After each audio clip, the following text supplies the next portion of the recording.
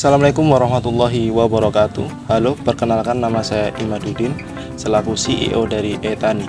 Indonesia disebut sebagai negara agraris karena sebagian besar penduduknya bekerja di sektor pertanian.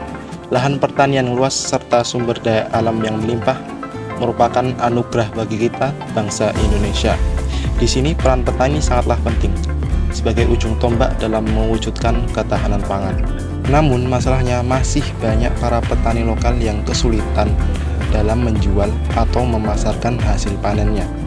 Kebanyakan dari mereka menjual hasil panennya dengan harga yang murah dan di bawah standar. Kedua, kurangnya pengetahuan para petani dalam melihat peluang pemasaran.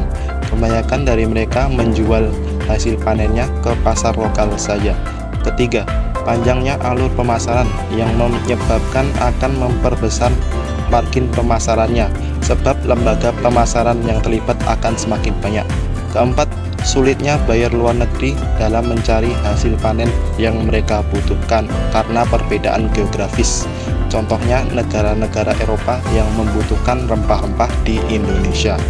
Solusi yang kami berikan adalah kami akan membuat sebuah web sebagai wadah yang menghubungkan langsung antara para petani yang menghasilkan hasil panen yang banyak dengan buyer yang membutuhkan, sehingga mempersempit alur pemasaran. Di dalam web ini, kami akan memberikan kemudahan bagi para petani dalam memaksimalkan penjualan hasil panennya ke pasar lokal hingga mancanegara.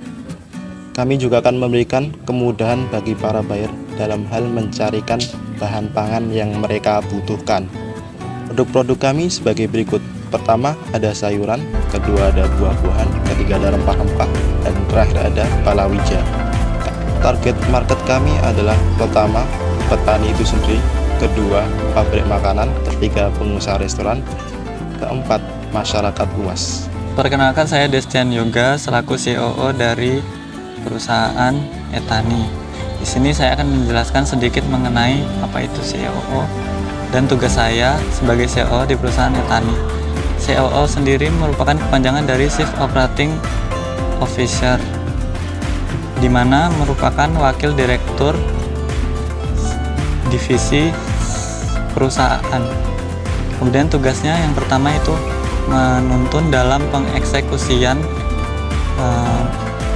strategi yang disusun oleh tim manajemen. Kemudian yang kedua sebagai partner kerja CEO perusahaan yang tidak dapat bekerja sendiri. Kemudian yang ketiga yaitu membuat kebijakan yang efektif. Kemudian yang keempat melengkapi dan menyempurnakan style manajemen CEO.